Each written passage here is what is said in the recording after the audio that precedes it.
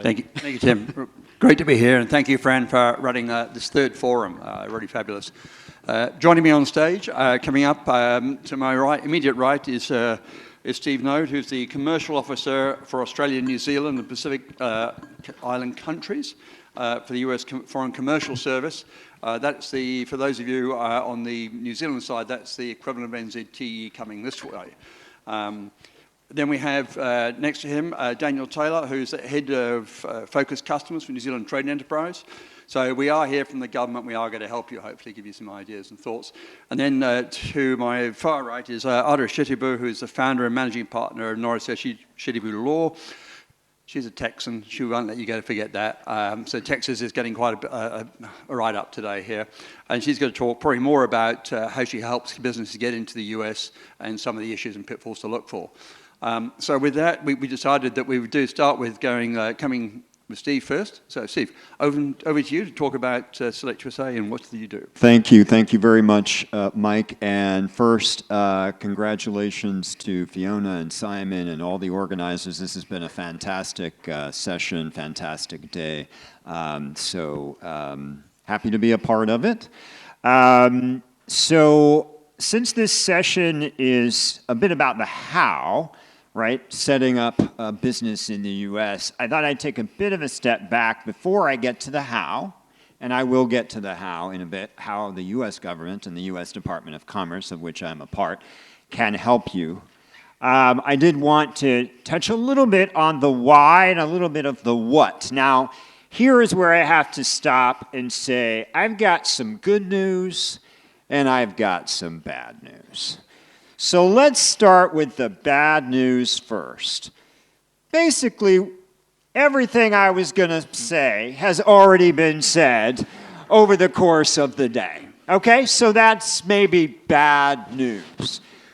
But I'm going to split the good news into a couple of parts. First of all, the good news is I don't have to go on for so long. I can really cut it down because I do tend to go on if I've got a mic in front of me.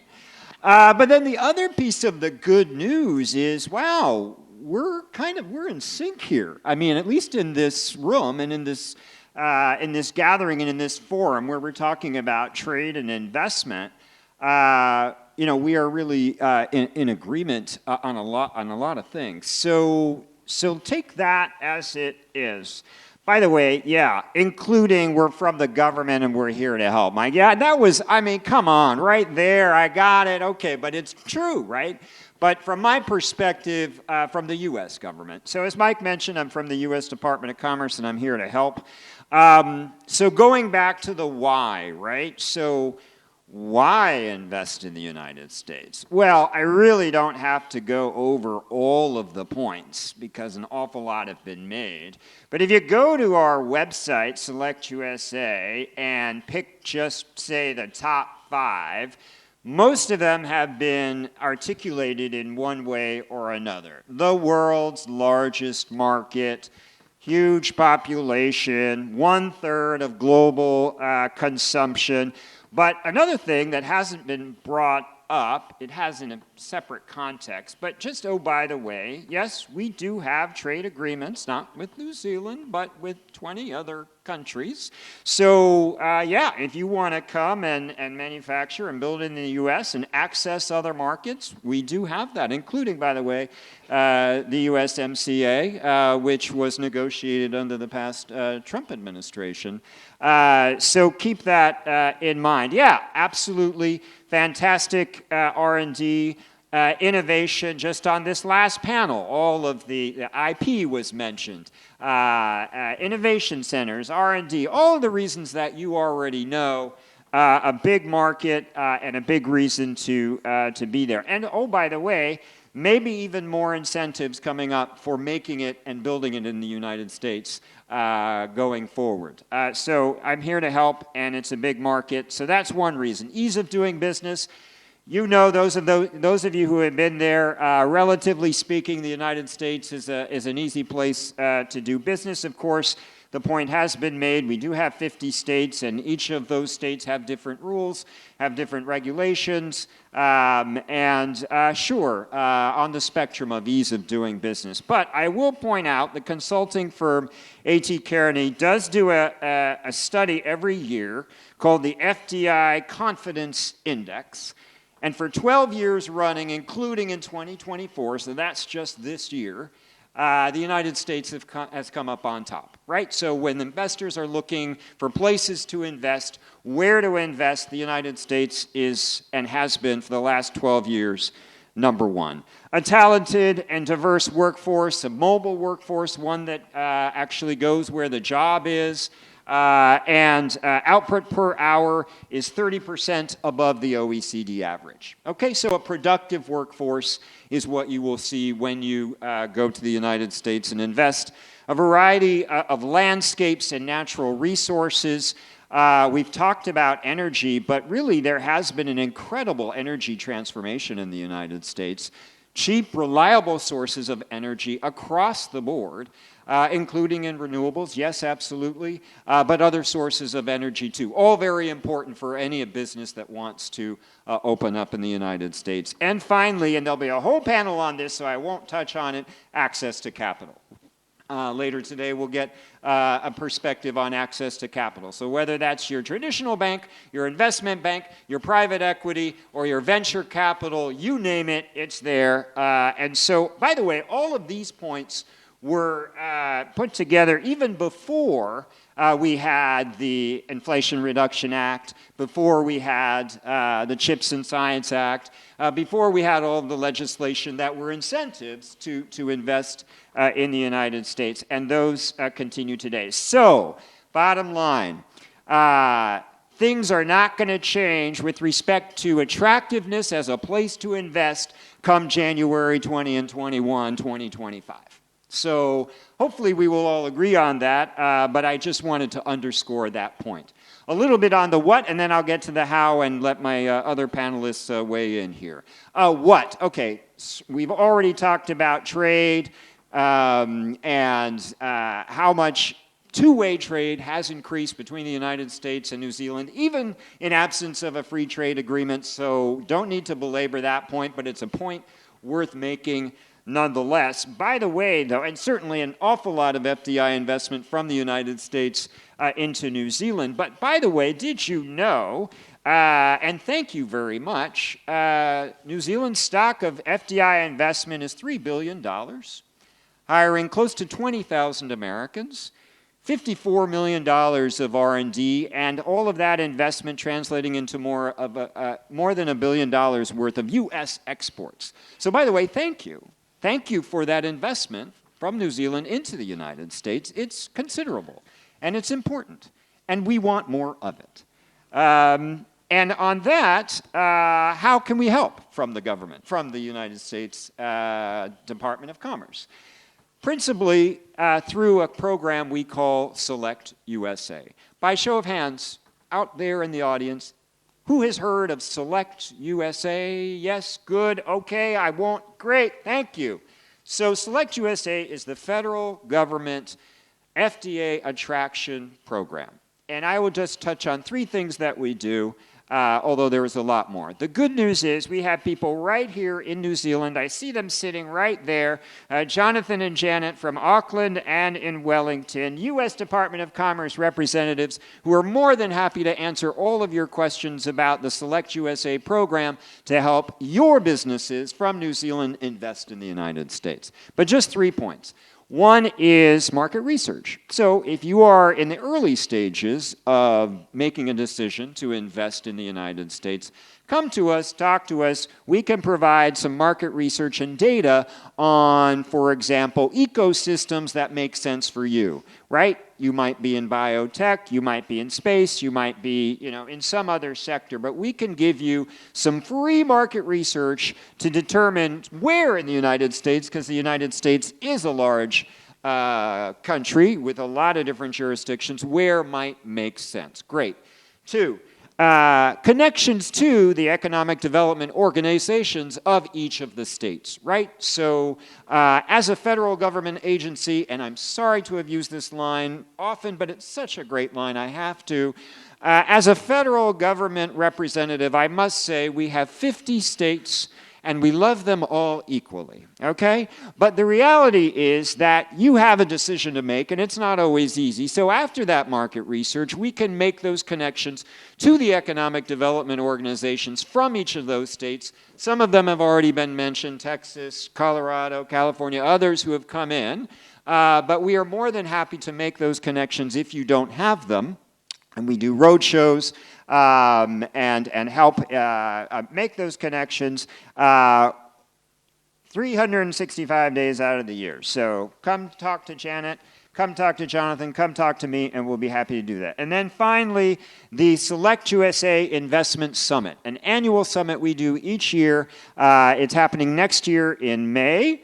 And we have a huge 5,000 person summit. It gets bigger and better every year, where we take delegations from around the world, including from New Zealand, to go talk to those economic development officials, talk to US government officials, talk to the people that can help you open up and expand in the United States.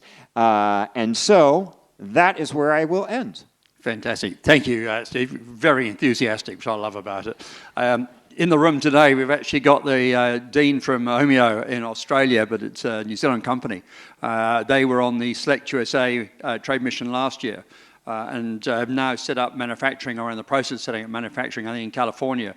Talking to Dean earlier today, he was saying that their HMI, which to make road signs here in New Zealand, now looking to perhaps work with the Californian Highway Patrol to add them, do manufacturing there as well. So that's a great new, came out of last year's investment program. So fantastic about it. No, Dan. Oh, Daniel, over to you. Thanks, Mike. I'm from the New Zealand government, and I'm here to help. Look, we've heard a lot today about the why, so I don't want to spend a lot of time canvassing that. I do want to talk a little bit about the success factors that we see in companies that do enter and stay in the US, and then talk a little bit, as Steve did, around the support that is available for companies, New Zealand companies that are looking to go to the US. I think the why is pretty self-evident after the day that we've had today. Enormous consumer market, our second largest market already, very wealthy consumers, high value, discerning, and a really broad base of opportunities. We've heard a lot about the goods, and it's been mentioned the services opportunities. They are significant right across the states. So I think the why is really not much up for debate. What's really interesting, I think, is the success factors that we see in companies that are doing a good job into the US. And the first thing is, they don't say, we're going to the US. We've heard multiple times today that it is a collection of states. The companies that succeed, even the really big companies, they succeed because they've got a niche. They don't often even go to a state, they go to a part of a state. Or they go to a vertical that they can own and win. So don't think about going to the US, really think about the market that you are going to within the very broad United States of America. Great companies are also data informed. There is so much data out there now, making sense of it is a real art. Companies that do well, we see in the States, are not slaves to data, but they use it to help them make really good decisions on some of those customer bases that I was talking about earlier. So data informed and taking the time to analyse that data and make decisions based off it, critical success factor. It's not a cheap place to do business, it's important to remember as well, and it does take time. So that resource commitment is something that's super important. That commitment of time and money and personnel all need to work in concert to deliver that success that you're looking for. Relationships we've heard a lot about today, so I don't want to talk too much about that other than to reconfirm the importance of those relationships and that special sauce that a lot of New Zealanders have got when it comes to connecting globally. Let's use that and let's make the most of it. The ability to do that in a way that helps the consumers understand what's in it for me, that's going to tip the balance, I think.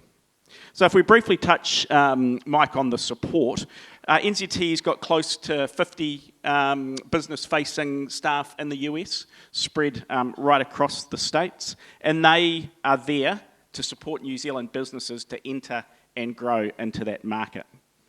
Alongside those NZTE staff, there's over 150 beachheads advisors. They're private sector advisors that have the expertise to really help companies navigate those challenges in entry and growth. And I'm super excited that Simon Taylor, no relation, will be talking to us after afternoon tea. He is one of our fabulous North American beachheads advisors. And between them and in conjunction with NZ Inc., that broader New Zealand government push that we heard Vangelis refer to earlier, it's really that combination, I think, of knowledge, of expertise and connections that really enable us to wrap around the New Zealand companies that are looking to enter and grow into the US.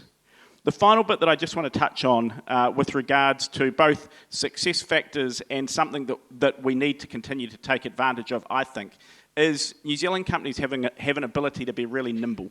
They have an ability to pivot and to make changes as opportunities present themselves. We've heard a lot today about this being a period of change. I think that presents a big opportunity if we're able to use and harness that nimbleness that we've got to take advantage of what lies ahead. Thanks, Mike. Fantastic. Thanks, Tony, for that. Ada, over to you. Kia ora, everyone. Thank you all for being here today, and thank you to our host for having such a wonderful event. It's wonderful to be here on stage with Steve and also with you. And Mike, thank you for moderating this panel. I think the summary of what I'm going to do today is talk about, the 5 Ps. I think that we can summarize a lot of what we've heard today. We talk about the 5 Ps in 2 different verticals. One will be the old traditional one that we know about, which is proper preparation prevents poor performance, which is what we've all been talking about here today. On the other side of it would be the idea of product, price, promotion, place, and people. I think that's a good way of summarizing everything that we've been talking about today. And then also leaning into what I want to talk about as a US lawyer who's been serving the Kiwi markets here since 2012. So I sit in a very unique position of having seen Kiwis thrive in the US markets since 2012. That means we have seen companies set up, grow, fail, and we're seeing all the reasons why these things happen. But the overarching thing that I'm going to say from my position as a lawyer in seeing Kiwis succeeding in the US markets and supporting them in doing so is that I'm actually going to take a spin and be the optimist here. Not very usual for a lawyer. But I'm optimistic because what I have seen is that the one thing that Kiwis are amazing at, which is the thing I'm going to talk about here, is that we are leaders at the end of the day. We don't fail. And I'm saying this not because I'm a Kiwi too. I'm very proud. But we don't fail. We're leaders. People talk about, punching above our weight. I don't think that's true. I think we're leaders and we lead from the edge. And so I'm going to lean into some of the comments I've heard earlier today about the art of pivoting, the art of finding your niche, the art of figuring out who your people are and leaning into all those things. These are things that we are great at. This is why we don't fail. We've had to do this for a very long time and we will continue to do so. If you look over the trends of the last several years, through COVID, through changes in administration, through the wars, there's been supply chain issues. There's been issues with migration. There's been issues with everything you can think of. But guess what? We still grew. Look at the stats. Look at where we are. And the reason for that is because many of us do take the time to do the 5 Ps. We stop, we reflect, and then we figure out how to move. And that's what we should continue to do, regardless of what comes. So there's a lot of thread around this conversation of uncertainty. And the things that take us through uncertainty is when you lean into those 5 Ps again. Preparing. So from a legal perspective, it means doing some of the things such as that Sarah mentioned. Thank you, Sarah, because that was a very good lead-in. Of reviewing your contracts when you're thinking about tariffs and you're thinking about how this impacts your goods, thinking about how this this geopolitical changes will also impact the pricing of your goods. Go back to your contracts. Look at them. See how you can change things like where your product is placed, where what the pricing is. I heard someone say, and I will say that someone is actually 50 Cent, that the remarkable thing that you can, one example he gave was like, look at a bottle of water. The same bottle of water you can buy at the grocery store for $1. The same bottle of water you can buy at a hotel for $7. The same bottle of water you will buy at an airport for $10. And then the same bottle of water, if you were at a fancy 7-star resort, you could get for $15. Same bottle of water. So again, we go to the product, the price, the promotion, the place, the people. So you've got to think on your feet. You've got to innovate. You've got to lean into the strengths that you have. Look into your contracts. How can we change the price? How can we put some of the risk to the other parties? Lean into your networks. Talk to people. Find out what the real pulse on the ground is. The great thing about Kiwi businesses when they're in the United States, and you mentioned some of this, was that we're great with networking with our people. Kiwis in the US, one thing I can say is that they look after each other. Look at what's happening in Denver. Look what happens in Los Angeles, San Francisco, New York. Lean into those networks. Lean into your support that you have right here in New Zealand through NZTE, through the US Commercial Desk. Lean into your New Zealand Inc. Lean into everybody else in this room. Ask the questions you need to ask to get the answers you need so that you can pivot, stay nimble, stay ahead of the game. Use your resources. Use your lawyers. Yes, use me. Use your accountants. Plan ahead. Maybe you need to change your transfer pricing agreements. These are all the things you should be considering. So just to sum it up, because this whole subject can go on for me because I have a lot I can say here. But just to sum it up, I want to say that the US is open for business. Don't be afraid. We've done this. We will continue to do this. There's money. It's a place to do business. That is the heart of what I guess the Trump administration is going for, is just going back to business. Remembering that and leaning in and just being prepared and remembering the 5 Ps on both sides. Thank you. Fantastic. Thank you, Ada. One of the questions, we'll come to the Sligo question in a minute. Daniel, I was going to ask a quick question here. What do you see with Kiwis when they get up there or find out that their biggest learnings they find out very quickly? I know the cost of setting up there can be triply more expensive than people are anticipating. What are the big learnings that the people find out? I think cost, the scale of the market, the size of the opportunity, and just how competitive it is. We see the opportunity, everybody sees the opportunity. So that means that if you are going into the market, you've really got to be dialed in to what your story is, what your point of difference is, and why your end consumer should be engaging with you. So it's orders of magnitude more complex than New Zealand, and certainly that competition is a big part of what makes it so. And Ada, from your point of view, the legal side of situations, obviously it's a very litigious country. So what do New Zealand companies really have to think about more when they're entering that market on the legal side? I'll start with one simple word: insurance. Get your insurance up. That's all. Okay. No, I'm not just kidding. Insurance is key because having that to fall back on, because I said with preparation is key. One of the things that we pride ourselves on is making sure our clients have the proper contracts in place, that we're pretty secure about what happens when litigation happens. We know what the outcome will most likely be, but that doesn't mean you're not going to get sued. We tend to send over champagne when you are, because it means you're making it and someone's paying attention and they know you've got insurance. So yeah, litigation's a thing.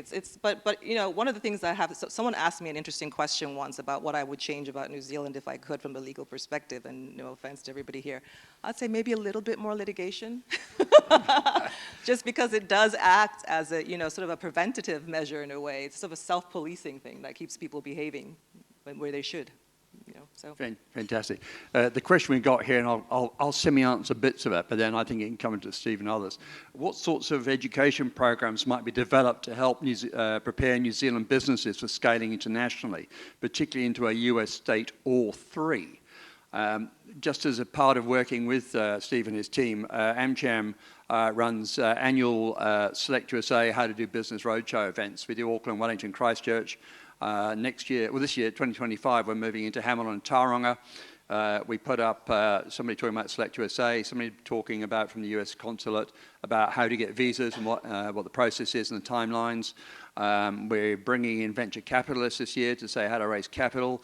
We're bringing in transfer pricing experts to say how you can get your money out. So hopefully those are some of the programs. We'll put in panels of 3 exporters, and we had the team from Salis Aviation on the panel last time, so great to have you there. So we try and give people some form of a bit of feedback about what's going on, but particularly for the US.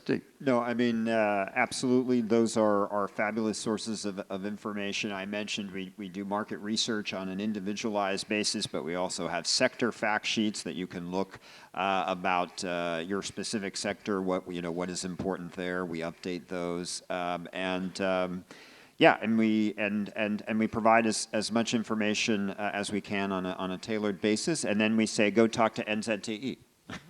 And they would say, there's a lot of great information on our website, mynzte.govt.nz, but we've also got that fantastic team that I mentioned earlier in market alongside Beachhead's advisors and the team on the ground here. The real art is finding the right question to ask, I think, so that the agencies, whether it's through Steve or NZTE or others, can really find the answer that's going to enable you to move as quickly as possible. I'd like to jump in and say that mine's a little bit more practical. I don't know if any of my clients who've been told this are in the room, but I've actually literally said, get in a car and drive across the United States. Get out there, meet people, shake their hands, figure out where you need to be. Simple as that, while using the resources that are available to you, but there's nothing like being on the ground. You will learn more. Yeah, we're also working with those roadshows. We're getting some of the US economic development agencies from various states coming down to New Zealand. So they'll be able to try and entice you to go to invest in their state and do business. We work with a number of them and doing online webinars about what the services they kind of offer. Next question is New Zealand's full of small, smart businesses with limited resources. Yep. What low-cost, agile tips for those companies to enter the US? I'll start, and then others can jump in. I'd caution around the low cost. I think that it is a market that takes time and money, and there is definite risk associated with trying to do it on a low-cost model. The agile stuff, however, is a real strength for New Zealand businesses, like I was saying earlier. I think that some of the things to be thinking about is what can you do from here before you hit the market and do drive around the states? What can you do from your office in New Zealand to understand the opportunity and to hone in on that niche as early as possible, because if you're having to go really wide, that's going to take time and money. The more that you can focus in on a niche, the quicker you're going to be able to move and the more likely you're going to be able to succeed. Forgive the 30-second plug, but the Select USA Investment Summit is a one-stop shop. No, seriously though, I mean, you should absolutely drive across the U.S. if you have the opportunity. Or if you go to the Select USA Investment Summit, you literally have economic development officials from each of the 50 states in one place. So you can be there in 3 days and meet every state there. So just saying, it's a pretty cost-effective way to get a lot done. And just to add to that bit, when I say drive across the United States, I don't literally mean from end to end. I mean, go find the places that you want to go to, drive through them, meet the people. But in adding to that piece, we are actually in a unique position where we do meet a lot of clients who come in with limited resources and say, we want to go to the United States and build, and how do we start? So one of the beautiful things that, that actually the Trump administration did in the last time was the initiation of the e-treaty visa program, which allows for treaty traders and treaty investors to open up in the United States. And there's no bright line in terms of the treaty investment that's required. There's no magic number. So it just has to make business sense and show that you have a return on investment. So that's one of the great opportunities that we have for doing that with limited resources. And then once you hit the ground, you work hard. The other piece is also there's so much research available. I always tell our clients to go meet with Janet and her counterparts around Australia, here in New Zealand, and in the United States with economic development organizations. Get that research. Go to Select USA. The research is amazing that's available there to you for free. Amazing. The connections there, they will plug you in to all the various states and help you find incentives, for example.